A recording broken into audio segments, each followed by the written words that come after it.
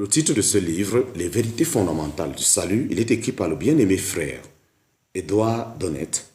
Nous sommes présentement au chapitre 4, partie 4. Chapitre 4, partie 4. Il compare sa propre élévation à celle du serpent élevé par Moïse au désert, en parenthèse, Nombre chapitre 21, versets 6 à 9. Des serpents mordaient les enfants d'Israël et les faisaient mourir. Ce fut aux serpents qu'ils furent invités à regarder afin de vivre. Le péché a été la cause de notre mort. Par un seul homme, le péché est entré dans le monde et par le péché la mort, etc.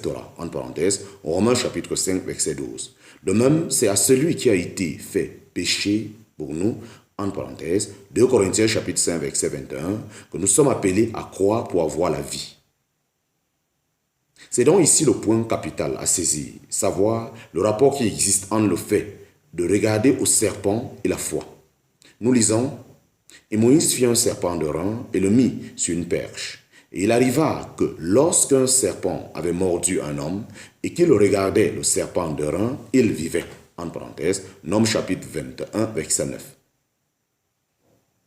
Remarquez d'abord que c'était l'Israélite mordu qui regardait et secondement, qu'il regardait par obéissance de foi, croyant la parole de Dieu.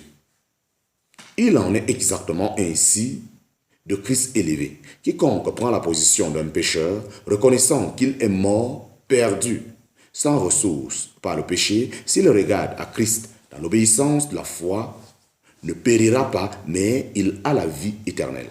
Nous voyons ainsi, comme dans la Pâque, qu'il n'y a Nous voyons ainsi comme dans la Pâque, qu'il n'y a pour le pécheur absolument aucune œuvre à faire. Il a simplement à croire le témoignage que Dieu a donné de son Fils, savoir que Dieu a réglé le compte du péché dans la mort de Christ et que dès lors, il proclame la vie pour tous ceux qui croient.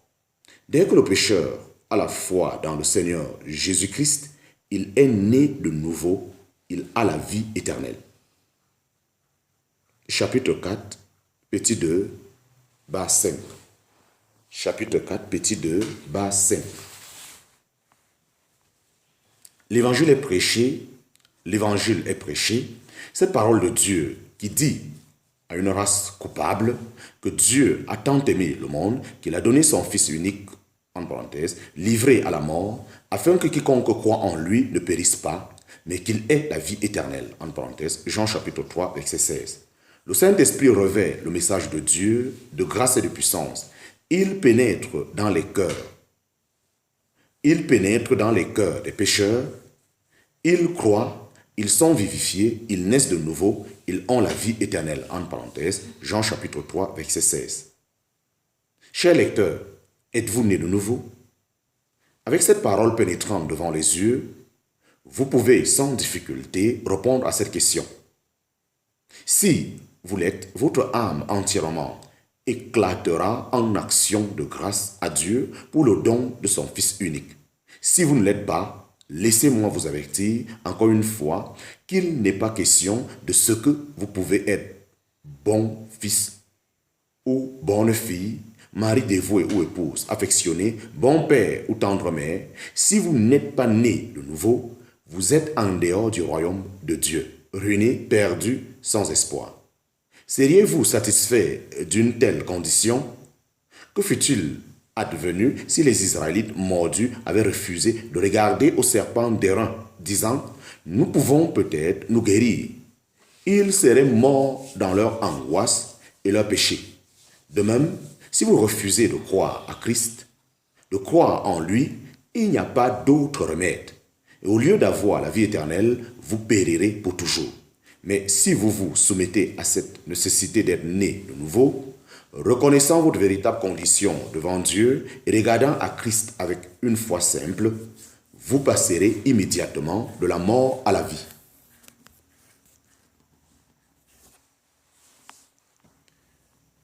Fin du chapitre 4, nous entrons présentement dans le chapitre 5.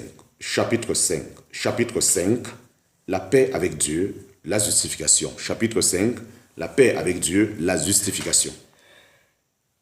Ayant donc été justifiés sur le principe de la foi, nous avons la paix avec Dieu par notre Seigneur. Ayant donc été justifiés sur le principe de la foi, nous avons la paix avec Dieu par notre Seigneur Jésus-Christ, en parenthèse, Romains chapitre 5, verset 1. C'est ici la conclusion à laquelle l'apôtre arrive après avoir constaté les conditions en vertu desquelles Dieu peut rencontrer le pécheur en grâce et justifier quiconque croit en Jésus.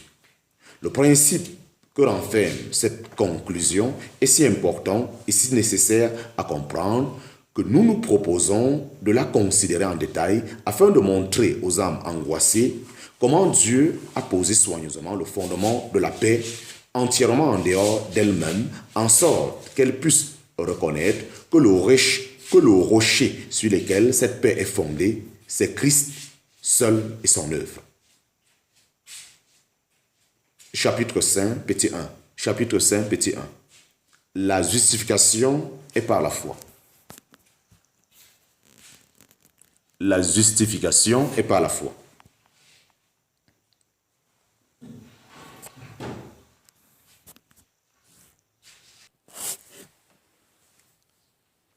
La justification est par la foi. La justification est par la foi. C'est-à-dire sur le principe de la foi en contraste avec le principe des œuvres.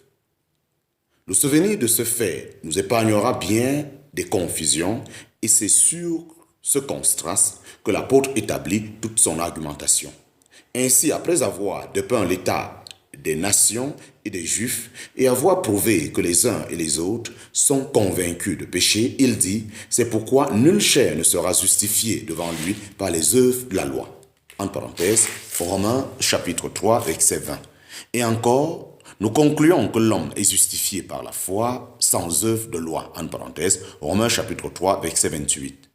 De même, après avoir cité l'exemple de la justification d'Abraham, Abraham crut Dieu et cela lui fut compté à justice. Il nous dit, à celui qui ne fait point des œuvres, mais qui croit en celui qui justifie l'impie, sa foi lui est comptée à justice. En parenthèse, Romains chapitre 4, versets 3 à 5. Nous avons par conséquent le contraste le plus complet entre la loi et l'évangile. La loi disait, celui qui aura fait ces choses vivra par elles. En parenthèse, Galates chapitre 3, verset 12. Mais l'évangile proclame que Dieu justifie quiconque croit en Jésus. En parenthèse, Romains chapitre 3, verset 26. Ce n'est donc plus une question d'œuvre ou de quelque chose à faire de la part de l'homme, car Dieu a démontré la ruine complète et définitive de l'homme dans toutes les positions où il avait été placé. Le gentil sans loi et le juif sous la loi sont convaincus comme pécheurs, afin que toute bouche soit fermée et que tout le monde soit coupable devant Dieu. En parenthèse, Romains chapitre 3, verset 19. À cause de cela, l'homme est entièrement exclu de la possibilité de faire quoi que ce soit pour se restaurer ou se sauver lui-même. Il est déjà sous la condamnation, perdu. Par conséquent, les œuvres ou actions de quelque genre que ce soit sont entièrement sans profit. Et s'il doit maintenant être sauvé, ce ne peut être que sur le principe de la foi, car vous êtes sauvés par la grâce, par la foi, et cela ne vient pas de vous, c'est le don de Dieu. En parenthèse, Éphésiens chapitre 2, verset 8. Il n'a jamais, par ses plus grands efforts, obtenu aucune justice devant Dieu. C'est pourquoi il ne peut éviter la justice de Dieu. C'est pourquoi il ne peut éviter la justice de Dieu telle qu'elle est révélée dans l'Évangile par la foi, pour la foi. En parenthèse, Romains chapitre 1, verset 17. Il est très important de bien comprendre ce sujet, car c'est à cela précisément que les Juifs se sont heurtés dès le commencement. Ainsi, nous lisons au chapitre 10 que, ignorant la justice de Dieu et cherchant à établir leur propre justice, ils ne se sont pas soumis à la justice de Dieu, car Christ est la fin de la loi pour justice à tout croyant, en parenthèse, Romains chapitre 10, versets 3 à 4. Jusqu'à ce que les âmes aient compris qu'elles ne peuvent pas établir leur propre justice, que leurs justices sont comme un vêtement souillé devant Dieu, en parenthèse, Ésaïe chapitre 64, verset 6, elles n'accepteront jamais cette vérité, qu'elles ne peuvent être justifiées autrement que sur le principe de la foi et que le moyen pour être sauvé, c'est la grâce de Dieu envers nous dans le Seigneur Jésus. Mais une fois cela compris, le résultat est immense car nos yeux sont immédiatement détachés de nous-mêmes et dirigés vers celui qui est le seul sauveur. Nous abandonnons nos propres ressources pour nous soumettre à la justice de Dieu qui est sur le principe de la foi.